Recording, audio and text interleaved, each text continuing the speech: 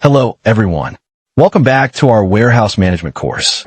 Today, we will be discussing an important topic in logistics and supply chain management: public versus private warehousing.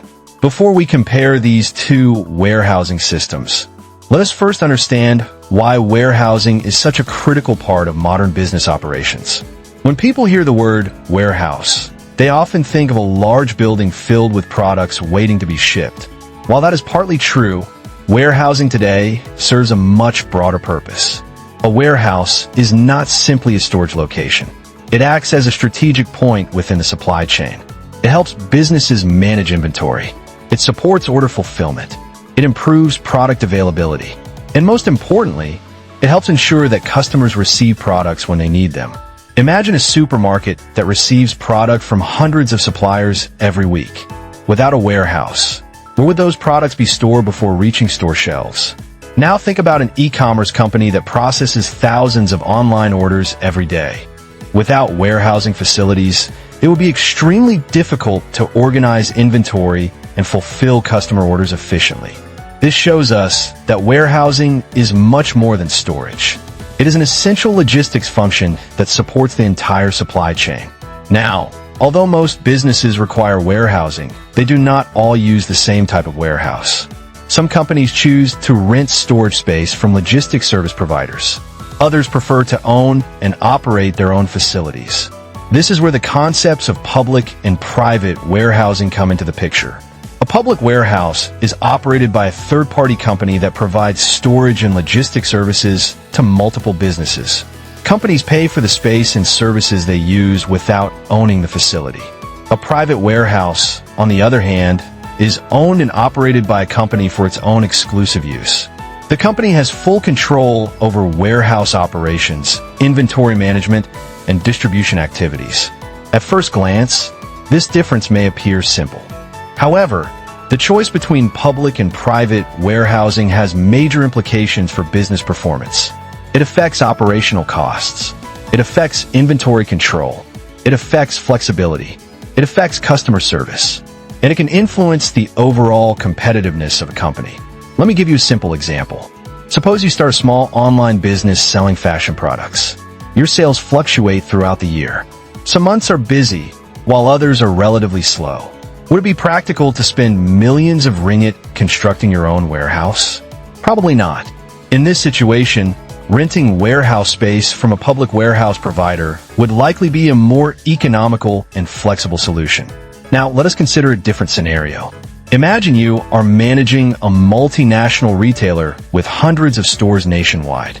Products move continuously between suppliers, warehouses, and retail outlets. Inventory volumes remain high throughout the year. In this case, owning a private warehouse may provide greater control and long-term cost advantages. As you can see, there is no single warehousing solution that fits every organization. Different businesses have different operational needs. Different industries have different inventory requirements. And different strategies require different warehousing approaches. That is why warehouse ownership is considered a strategic decision rather than simply an operational one. Throughout this lecture, we will examine both warehousing systems in detail. We will discuss how public warehouses operate. We will explore their advantages and disadvantages. We will then examine private warehouses and understand why many large organizations choose to invest in them. We will also compare costs, operational control, flexibility, and long-term strategic value. By the end of this topic, you should be able to evaluate which warehousing option is most suitable for different business situations. More importantly, you will understand how warehousing decisions influence supply chain performance and organizational success. So, with that foundation in place, let us begin by looking more closely at the basic differences between public and private warehousing and why these differences matter in modern logistics operations.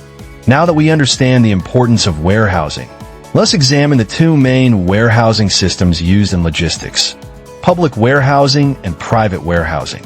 Although both are used to store and distribute products, they differ significantly in ownership, control, flexibility, and cost. Let us begin with public warehousing. A public warehouse is owned and operated by an independent logistics company. Businesses rent storage space and related services based on their needs. Multiple companies may use the same warehouse facility at the same time. Think of it like renting an apartment. You pay for the space you use, but you do not own the property. The owner is responsible for maintaining the building and providing the necessary facilities. Public warehousing works in a similar way. Businesses gain access to professional warehouse services without having to invest in warehouse ownership. Now, let us compare this with private warehousing. A private warehouse is owned and operated by a company for its own exclusive use. The facility is not shared with other organizations. The company controls all warehouse activities, including inventory management, staffing, and operating procedures. A simple comparison would be owning a house. When you own a house, you have complete control over how it is used. However, you're also responsible for maintenance, repairs, and operating costs. The same idea applies to private warehousing. One major difference between the two systems is investment. Public warehousing requires relatively little capital. Companies do not need to buy land, construct buildings, or purchase expensive warehouse equipment. Instead, they pay storage fees and service charges. This makes public warehousing attractive to startups, small businesses, and companies with changing demand patterns. Private warehousing requires a much larger investment. Companies must finance facilities, equipment, technology systems, and labor resources. Although the costs are high, many organizations view private warehouses as long-term strategic assets. Another important difference is flexibility. Public warehousing allows businesses to increase or decrease storage space as demand changes. For example, an online retailer may need extra storage space during festive sales campaigns, but much less space during normal periods. Public warehousing makes this adjustment relatively easy.